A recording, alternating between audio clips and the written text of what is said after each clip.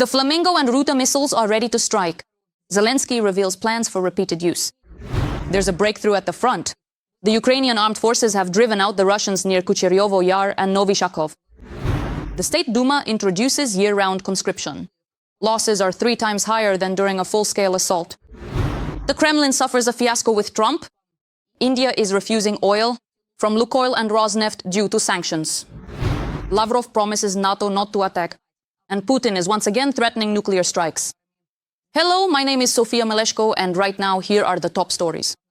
But first, please like this video and subscribe to our channel so we don't lose touch with you across the expanses of YouTube. Let's start with some good news. Zelenskyy announced that a decision has already been made to expand the geography of our long-range weapons use against Russia. It's worth reminding that we've already managed to hit Russians deep in their rear, both with missile drones from Ukraine. So far, the farthest strike point is 6,000 kilometers from our border. Also, as the president stated, there will be a serious strike on Russia with Flamingo and Ruta missiles. He says he showed the Americans which operations Ukraine wants to carry out on Russian territory. The Tomahawk is an important component of complex operations together with Storm Shadow, Scalp, and our drones. That's why it's necessary to obtain Tomahawks or their equivalents to conduct such operations. This year, research began in Kyiv, but overall, long-range strikes account for 90 to 95% of our missiles. Of Europe's long-range weapons, we only use Storm Shadow and Scalp. Ukraine also plans to acquire up to 250 new F-16 Gripen and Rafale aircraft. The planes are flying, we're going to bomb everyone. Also, according to Zelenskyy, if a trilateral meeting brings a positive result for Ukraine and helps end the war, we don't care where it takes place as long as it's not in Russia. Moreover, Moscow has now flooded Pokrovsk with its soldiers. There are a lot of Russian military there. For every one of ours, there are 8 occupiers. However, the Dobropilya operation once again showed how well we can defend ourselves. Dobropilya and Pokrovsk have brought in 2,200 Russian prisoners. That's in just over 6 months of this year. They are also actively training UAV operators now. After all, in November, Ukraine plans to reach 500 to 800 interceptors per day. Ukraine continues to fight, Ukrainian soldiers keep battling, and we keep donating to and supporting our military. Everything we have right now is all thanks to our heroes. Reading the comments under previous episodes, I see that many of you are watching us from Kazakhstan, Moldova, Europe, and even the USA. We Ukrainians are very grateful for your support and proud to have such reasonable viewers. Also, leave a comment under this episode telling us which country you're watching from and whether people there support our fight against the empire of evil. I always enjoy reading your comments. And now let's move on to the most interesting part. Karma for Kakhovka has caught up with the Russians who are currently on the front lines. After the dam burst in Belgorod, they literally started to drown. The dugouts are underwater, and so are the positions. That's how it is, Natasha. After the Belgorod dam burst, in just one day we went from infantry to Marines. Here's the entrance to our dugout. They blew up the dam and everything got flooded. We pulled out the table, the benches, our things. Everything is wet. How to dry it all, that's the question. The crossings are almost destroyed. Logistics are facing serious problems both in the Shebekino area and in the occupied territories of the Kharkiv region. The Vovchansk direction. What do you think of the sorry state of the crossing?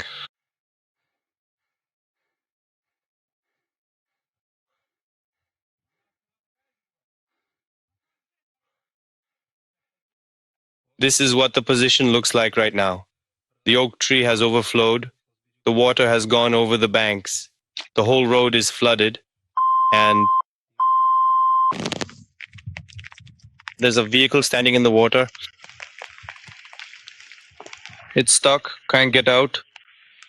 As the occupiers themselves say, the water level keeps rising. In fact, the offensive in the Vovchansk area has stopped. But unfortunately, the flooding isn't that severe yet, so in the area of Stepne and Novoselivka in the Kharkiv region, the occupiers have made minor advances. But the Ukrainian armed forces managed to push the Russians back in Donetsk region, specifically near Kucheryv Yar and Novyi Shakhovyi. Right now, Pokrovsk is a real hell. The city itself and Mirnorod are surrounded by enemy drones. And every day, the risk of a real encirclement grows. UP journalists have analyzed the situation in this direction. The loss of Pokrovsk, which some of our interviewees seem to have already come to terms with, would mean the loss of a huge part of Donbass, as well as, from a military standpoint, a fortified area for defense. And as the journalists write, the loss of Pokrovsk would also mean the loss of its satellite city, Mirnorad. And besides the people holding the position in Mirnorad, the military are also concerned about losing equipment, especially UAV units. And it should be understood that we're talking about billions of hryvnias here, both their own and those collected through donations. The fact that the situation is escalating is also confirmed by military journalist Andriy Tsaplienko. Citing his sources, he wrote that special forces from the GUR were sent to Pokrovsk as the situation is becoming critical. They were tasked with driving the Russian forces who had entered the city out, but even under such conditions, our troops are managing to carry out successful operations. Fighters from the 92nd Separate Assault Brigade captured Russian GRU Special Forces soldiers. A soldier with the call sign Alex emphasizes that this direction is a priority for the enemy. In addition, the Ukrainian armed forces refuted the successes drawn up by the Russians. In reality, there is no occupation of Rodinska in the Donetsk region. The 14th Operational Brigade, named after Ivan Bohun of the National Guard of Ukraine, Chervona Kolina, noted that. Once again, the Russians have claimed to have captured a settlement that is actually controlled by Ukrainian defenders.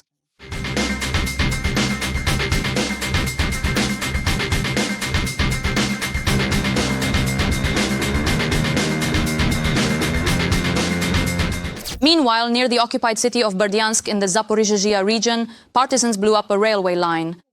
10 railcars along with the locomotive derailed. The occupiers' logistics have been disrupted. I never cease to admire the courage and heroism of Ukrainian soldiers. They are holding the front and standing up against a massive horde that vastly outnumbers them. That's why I urge you to support the armed forces of Ukraine. And if you can't do so financially, write them words of encouragement in the comments. I know they're watching us. Putin is in a panic, afraid of a coup in the Kremlin and of being removed from power. And it should be noted that the dictator now has many new reasons to worry about this. What and whom is Putin so afraid of? The details are in our report. For almost a quarter of a century, Vladimir Putin has been building a system of personal power in Russia. A totalitarian state where any dissent is punished with fear. The cement of the regime. But today this monolith is starting to crack. The Russian dictator is in a panic, afraid of losing his grip on Russia. As the Telegraph writes, the bunker dweller is meticulously guarding his regime against any threats. Recently, the FSB accused Mikhail Khodorkovsky and 22 other members of the Russian anti-war committee of preparing a coup d'etat. According to the security service, the organization is allegedly planning a violent seizure of power and the overthrow of the constitutional order. This tells us that the Kremlin is paranoid. Putin is looking for enemies in an attempt to strengthen his regime. John Herbst, senior director of the Eurasia Center at the Atlantic Council, and former US ambassador to Ukraine. After spending 10 years in a Siberian prison, Khodorkovsky was released in 2013 and fled to Europe, where he founded the Anti-War Committee in 2022. In an interview with The Telegraph, he stated that the FSB's accusation reflects the Kremlin's fear of the future and the issue of power transfer. What do we have in Russia? A prime minister who was not elected by anyone, but appointed by Putin. Courts appointed by Putin. Parliament. Seats that were filled as a result of fraudulent elections and whose legitimacy no one believes in. Mikhail Khodorkovsky, Russian entrepreneur and publicist. They couldn't care less about the liberals who fled after being neutered. They're not afraid of them at all. They're not afraid of each other either. Of the same predators, those who walk around you, smile in your face every day, and swear loyalty. Those are the ones who can, and Putin knows this perfectly well.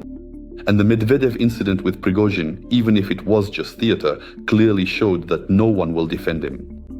Neither the National Guard, nor the police, nor the rank and file, nor the generals, no one cares, no one gives a damn. And that's why Putin is afraid. And indeed, fear becomes the key word. The dictator is cornered, and the economic situation only heightens the anxiety. Russia's Minister of Economy, Maxim Reshetnikov, has admitted that the country is on the verge of recession.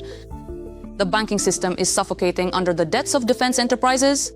According to Harvard analyst Craig Kennedy, $190 billion in loans have been issued to defense industry companies without any guarantees. And now this bubble could burst at any moment. Moreover, Ukrainian drones have destroyed more than half of Russia's oil refineries, forcing drivers into huge lines. There is also a fuel shortage at gas stations. And new sanctions from across the ocean have only intensified the blow. Donald Trump has imposed the most painful restrictions since the start of the war. The giants Rosneft and Lukoil have come under attack.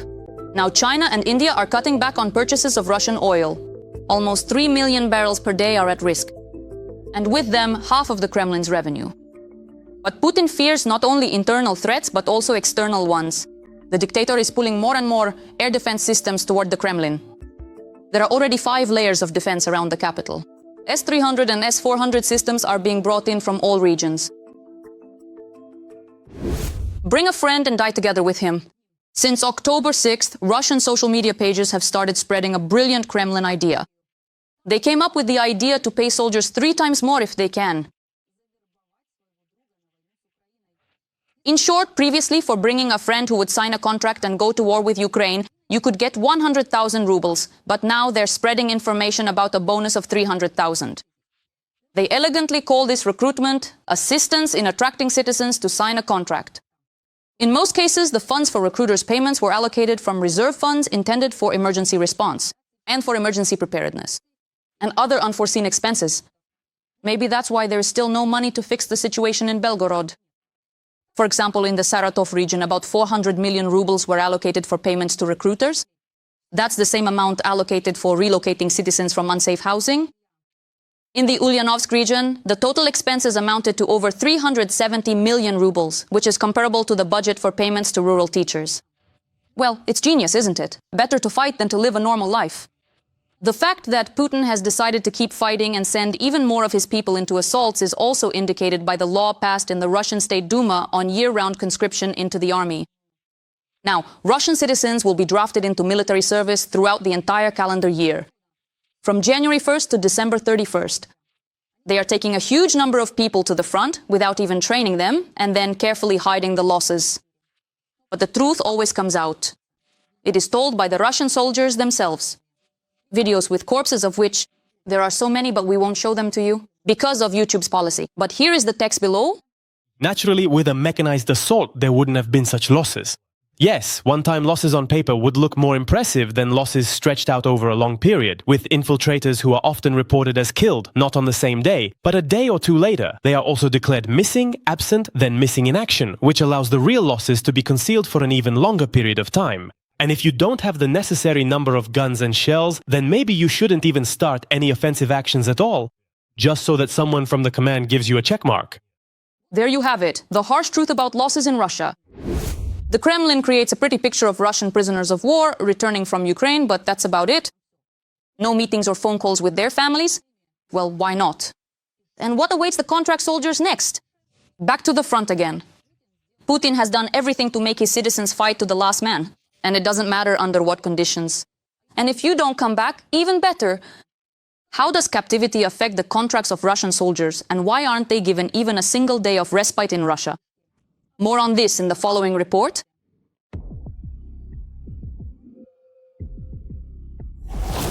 Russian flags, happy faces, and neat clothing. This is how the Kremlin portrays the return of Russian prisoners of war to their homeland. Inside, I am overwhelmed with emotions. Very pleasant, warm feelings that I will see my family, relatives, children, and loved ones. But will they really see them? After all, the happiness didn't last long. Did you go home after you returned? No. Do your parents know that you were captured a second time? Yes, they know. How? I wrote them a letter, and How did it happen that you didn't make it home but ended up back in captivity? they sent me back to the war. But before sending prisoners of war back to their deaths, they can still be tormented for another 2 hours or so with interrogations and polygraph tests in FSB units. It's surprising that they last so little time. Because let me remind you, today's Putin regime is the successor of Stalin's regime. And what's also amusing is that the time spent in captivity doesn't count toward the length of the contract. Interesting tactic from the Kremlin, isn't it? Putin just doesn't have enough cannon fodder. That's why everyone who can stand on their feet and take part in meat assaults will be sent into those meat assaults. And accordingly, it's only natural for Putin that all those who are exchanged back will be sent to the front again. And no one is planning to let them go anywhere because these are already the slaves whom the regime has decided to claim as its own. And of course, there is no provision for rest, meeting with relatives, or God forbid, rehabilitation in Russia. After all, you haven't fulfilled your duty to the end. Imagine for a moment that they come home after being held captive by the Ukrainians, and they start telling people what is happening at the front and what happened to them while they were prisoners in Ukraine. How they lived, ate, took walks, watched TV, read books, and did things they enjoyed. What will people say about Ukrainians after hearing their stories? Can they really be allowed to interact with others? No, they can't. They have to be killed immediately. Also, everyone who goes to the so-called special military operation has a choice. Everyone is given instructions on how to act to avoid being captured. At first I thought it was a joke, just some army thing. But actually, Siri, it's not a joke at all. These are several ways I'm supposed to kill myself in case I'm at risk of being captured. And also, in principle, Russia creates the most comfortable conditions possible for its soldiers and provides everything they need. But apparently, water didn't make it onto that list. We drink whatever we can find. We'll figure it out as we go. Apparently, Putin doesn't really care that much about actually bringing his citizens back. Putin doesn't consider them human beings. To him, they're just cannon fodder. Whether they have water or not doesn't matter to him. Well, if there's no water, they'll just drink from puddles. But the main thing is, go and die for the Führer. Putin really does think there are plenty of people. The mobilization reserve in Russia is indeed large. He believes that his police apparatus, FSB, police, and so on, is enough to drag anyone to war, anyone they need, whenever they need them. And that's why he doesn't feel sorry for anyone at all. But there are also those who do return home after the war. Apparently, they were lucky not to be captured or poisoned by the supposedly crystal clear water from the land.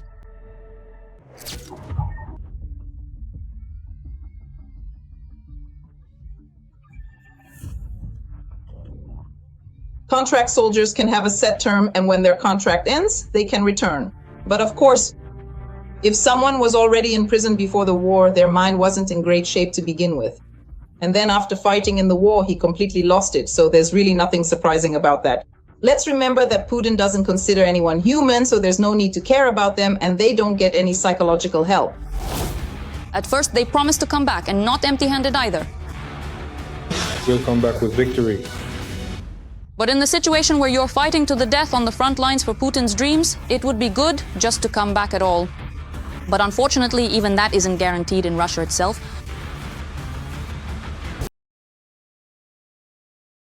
Every voice matters. Join our community, support independent journalism, and help us bring you the truth from Ukraine. Become a member of Ukraine Today. Join us now. Nuclear threats are once again coming from the Kremlin.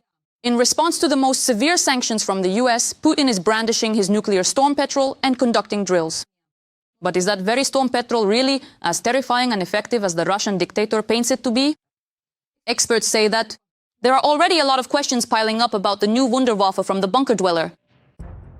The Kremlin has once again boasted about its superweapon, another one with no analogues for intimidation and propaganda. They're running out of gasoline, factories are burning, the country's finances are a complete mess and so on, yet they're still trying to test some kind of super weapon, their next so-called wonder weapon. This time, they brought the nuclear Burevestnik missile into the spotlight, and it was Putin himself who did it. He said that they supposedly conducted a test of this nuclear cruise missile. Naturally, it was successful. After all, this is a unique product that no one else in the world has. Moreover, I remember perfectly well the exact moment when we officially announced to everyone that we were beginning the process of developing such a weapon. This announcement was not only significant for us, but it also attracted considerable attention from both the public and experts in the field. Even highly qualified specialists, individuals with extensive experience and deep knowledge, told me at the time that yes, it is a good and worthy goal to pursue, but in the foreseeable historical future, it's unachievable. And now, the decisive test has been completed. The Burevestnik tests themselves supposedly took place on October 21st, according to Gerasimov's report. The results were meant to inspire fear. During the missile's flight, all assigned vertical and horizontal maneuvers were performed, thereby demonstrating its high capability to bypass missile defense and air defense systems. How many thousands of kilometers? 14,000. 14,000. And it stayed in the air for Well, about 15. hours. And that's not the limit. Obviously, this is how the terrorist state is responding to the sanctions imposed by the United States. And it would sound threatening if not for one nuance. It's the Russians themselves who should be afraid. The Burevestnik is by no means a new missile. Its development began in Russia back in 2001. However, it was Putin who publicly announced it, only in 2018. At that time, he claimed that the Burevestnik had an unlimited range and its flight path could be unpredictable.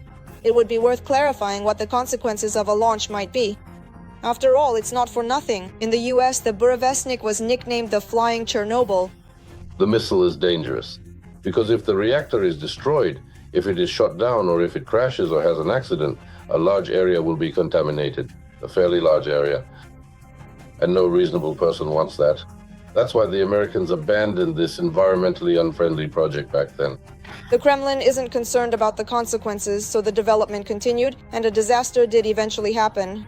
Do you remember? There was an explosion in Nanox, some kind of nuclear, incomprehensible such, some kind of non-nuclear, but some kind of incomprehensible explosion, after which the radiation level in Severodvinsk jumped sharply. They say that this rocket exploded there. Petrol! This incident occurred in 2019. It was at that time that the test ended in a radioactive disaster. Employees of Rosatom and the Ministry of Defense were killed. However, this is far from the first case and certainly not the last, when nuclear missile tests went far from according to plan. Most recently, just in September of last year, another so-called unparalleled missile had a similar incident. The Sarmat exploded during a silo launch. Satellite images at the time captured severe damage to the launch complex at the missile silo site, a huge crater. Returning to the Burevestnik, up until now it was known that the Burevestnik was responsible for the death of the Burevestnik. There have been 13 missile tests. Of those, only one is considered successful. At that time, the missile flew 35 kilometers and the longest flight of the Burevestnik lasted only 2 minutes. That was exactly when it flew those same 35 kilometers. At the same time, the Kremlin, of course, never missed a chance to boast about successful tests without any evidence. Putin himself announced the successful flight of the Burevestnik, and in October 2023 as well. All of this, of course, was accompanied exclusively by words. And even if we assume, I'm not going to get into any special details or anything like that right now, that they actually managed to do it, even if we suppose they succeeded with a single unit, maybe two, it's something like the Oreshnik, which hardly anyone has actually seen yet. So even if they managed to make just one such missile, what's the point of it? Trump reacted instantly to the announcement about the Burevestnik exercises and turned out to be... He wasn't impressed by the nuclear club. On the contrary, he reminded everyone that there's a nuclear submarine off the Russian coast.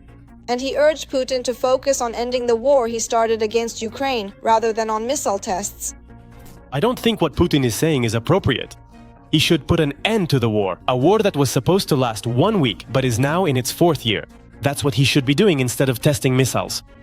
But the Kremlin has no plans to stop its nuclear games. On the contrary, they are now also threatening that the missile will soon be adopted by the Russian army. Putin has ordered preparations for the missile to be made for this purpose. It is expected that this could happen in 2 years, that is in 2027. But is there actually anything to deploy? They are once again ready to offer guarantees. As Lavrov put it, Russia is ready to provide security guarantees that it will not attack NATO countries. NATO's expansion hasn't stopped for a single minute, contrary to the promises made to Soviet leaders that not an inch would be moved eastward. Moreover, this is being done in defiance of commitments made at the highest level within the Organization for Security and Cooperation in Europe. The commitment not to strengthen one's own security at the expense of others and not to seek regional or, of course, global domination. At one time, they gave the same guarantees to Ukraine, but as we can see, it was all a lie. Thus, the Kremlin is trying to play the peacemaker and lie about ending the war. Such diplomatic maneuvers are not accidental because Russia wants to present itself as the one seeking peace while continuing this war. On the political stage, they try to put forward their own proposals, which keep changing, pretending that it is Ukraine that is against peace. Withdrawal of Ukrainian troops from Donbass, a ban on joining NATO, recognition of lost territories. All of this is beneficial for Russia. Russian diplomacy is trying to sell all of this to the West under a certain pretext. Look, we've seized it, let them give it up, and there will be peace, essentially demanding capitulation.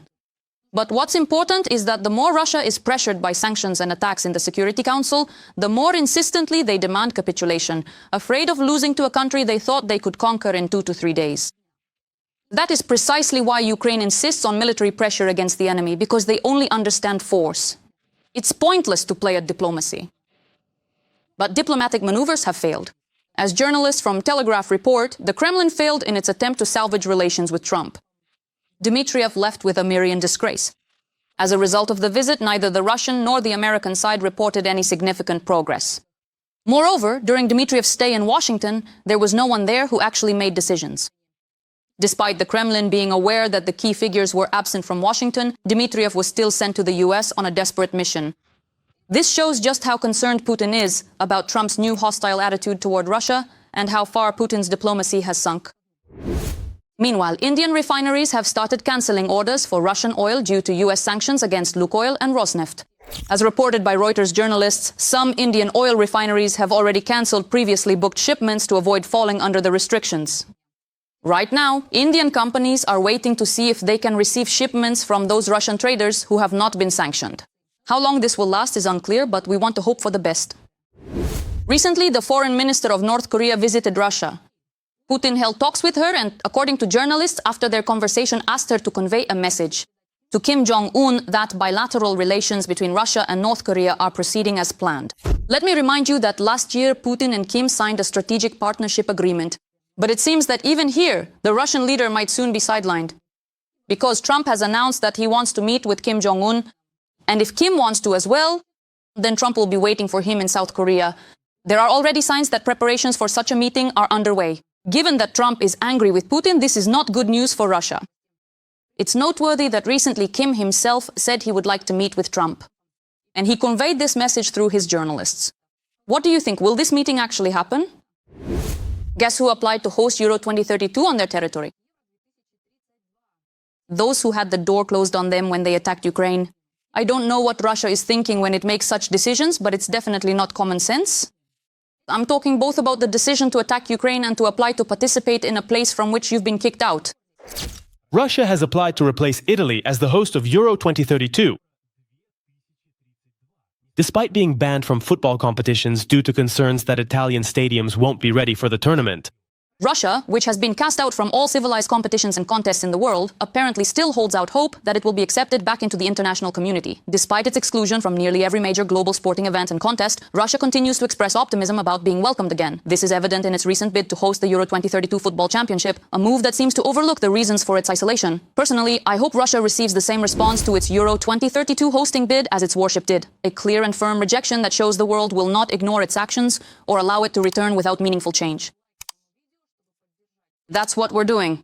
And be sure to subscribe to our channel Ukraine Today so you don't miss future episodes. See you soon.